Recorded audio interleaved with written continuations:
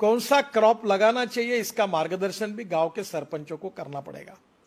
इस बार हमारे देश में 280 लाख टन चावल गोडाउन में पड़ा है 3 साल से, और चावल अब ज्यादा रहेगा तो सड़ सकता है। क्या आज हमारे देश में चावल इतना ज्यादा है कि पूरे वर्ल्ड को हम चावल दे सकते हैं? वी आर चावल सरप्लस।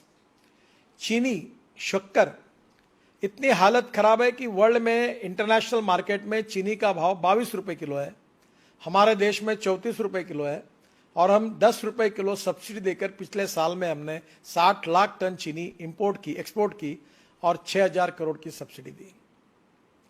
तीसरी बात, गेहूं सरप्लस है, मक्का सरप्लस है। 1700 रुपए एमएसपी जो मक्के की थी वो भाव अब 1000 और 1100 रुपए पे आया है।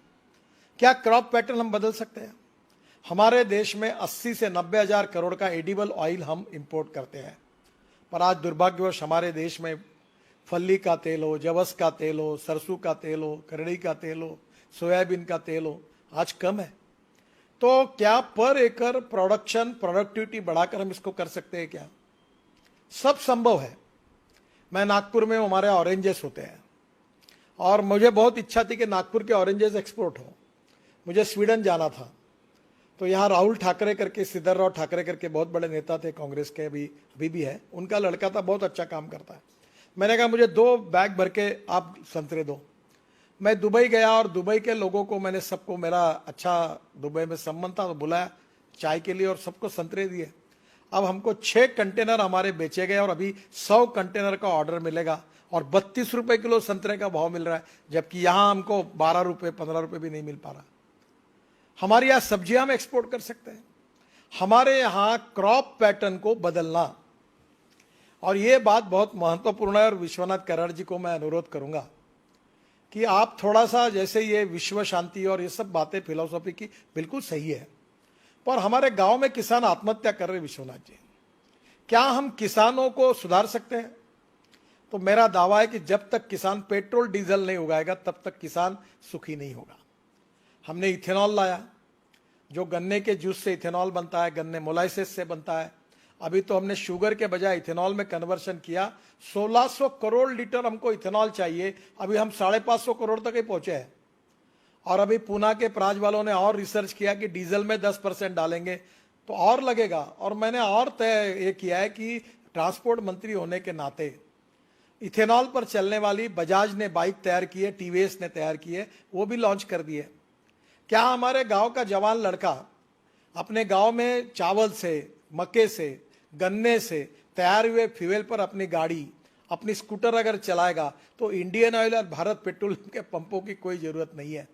मैं कोई इंडियन ऑयल और भारत पेट्रोलियम के विरोध में नहीं हूं, पर 8 लाख करोड़ का हम इंपोर्ट कर रहे हैं और प्रदूषण बढ़ा रहे हैं। उसके बजाय हम किसानों ने तैयार किए हुए ईंधन पे जाएंगे। तो मेरी एक ही सुझाव है कि diversification of agriculture towards energy and power sector, यह विषय विश्वनाथ जी हमें लोगों को जगाने के लिए बहुत आवश्यक है। ये अगर होगा, और इसमें काफी काम हुआ है, हवाई जहाज का ईंधन भी किसान तैयार कर सकते हैं, किसान बिजली भी तैयार कर सकता है, किसान मोटर, कार, बस, ट्रक चल सकती है, और ये सब सिद्ध हुआ है। मैं ट्रांसपोर्ट मंत्री हूं, मैं आपको इसकी सब जानकारी दूंगा।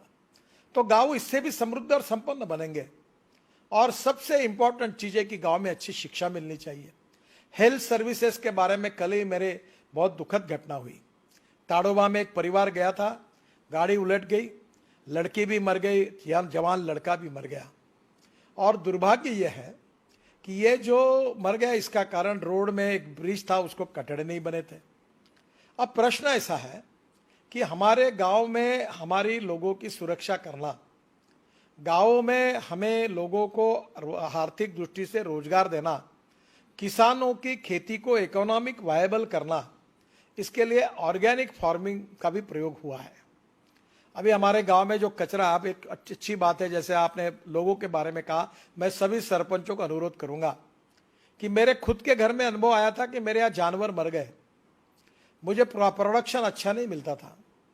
तो ये जो गायकवाड़ है, बीवीजी वाले पूना में, ये एक बार आए, उन्होंने मुझे कहा कि आप पानी टेस्ट करो। तो उनके साइंटिस्ट है और मेरे कुएं का पानी टेस्ट किया तो ध्यान में आया कि उसमें बहुत हार्ड वाटर है। फिर मैंने सॉफ्टनर लगाया और जमीन को भी सॉइल हेल्थ कार्ड और पानी का टेस्टिंग हर किसान ने करना चाहिए। इसमें हम लोग सरपंच ने जिम्मेदारी लेनी चाहिए कि मेरे गांव में एक भी किसान ऐसा नहीं रहेगा जिसका सॉइल हेल्थ कार्ड होगा और पानी टेस्टिंग होगा। अगर ये दो बातें की तो हमारा उत्पादन बढ़ जाएगा।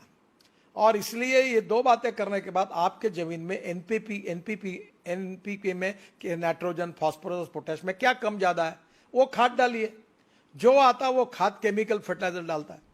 अभी ये प्रयोग हुआ कि जिनके खेत में ऑर्गेनिक कार्बन 0.80 के ऊपर है उनको 100 टन गन्ना हुआ, और जिनके खेत में ऑर्गेनिक कार्बन जो है ये 0.20, 0.25 30 से 40 टन, 25 टन गन्ना हुआ। ऑर्गेनिक कार्बन इंपॉर्टेंट है, और ऑर्गेनिक कार्बन जो आता है वो बायो फर्टिलाइजर से आता है, सेंद्रीय खतों से आता है।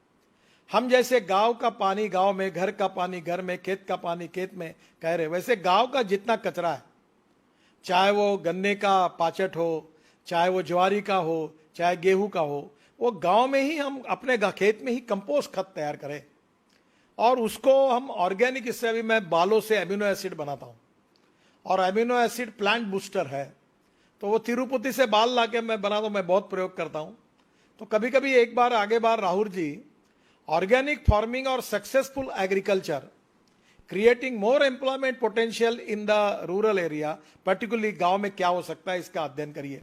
अभी जैसे मैं खादी ग्रामोद्योग का मंत्री हूं, हनी, अभी मनोज जी वहां है, हाई एटीट्यूड के हनी की कीमत 6,000 रुपए किलो है, और खादी ग्रामोद्योग से हम हनी के लिए पेटियां दे रहे हैं, और जहां हनी इकट्ठा होता है वो क्रॉप का प्रोडक्शन 25% बढ़ता है।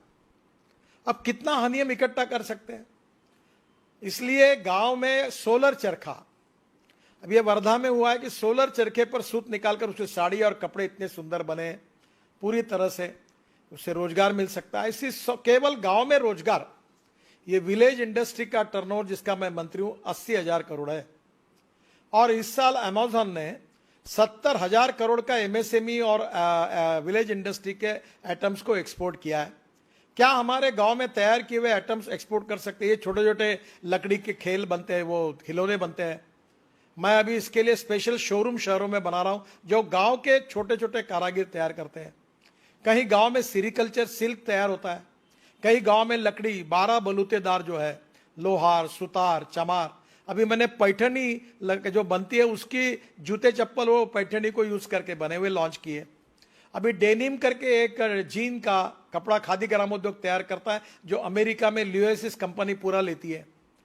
तो ये जो गांव में विलेज इंडस्ट्री हो, aspirant district 115, rural, tribal and agriculture field में आर्थिक स्वाधीनता, आर्थिक स्वातंत्र, आर्थिक स्वावलंबी जब बनाने के लिए ये गांव के सरपंच क्या कर सकते हैं? To save money is to earn money. There are lot of technology which are available. Raw material is available. गांव की स्ट्रेंथ क्या है, वीकनेस है, कौन सा रॉ मटेरियल अवेलेबल है, उसके आधार पर किसानों की इकोनॉमिक्स को हम कैसे बदले और गांव को समृद्ध संपन्न कैसे बनाए, उनकी परचेसिंग पावर कैसे बढ़ाए, उसके बिना आत्मनिर्भर भारत नहीं बन सकता। और सरपंच ये लीडर है, ही इज ए कैटलिस्ट।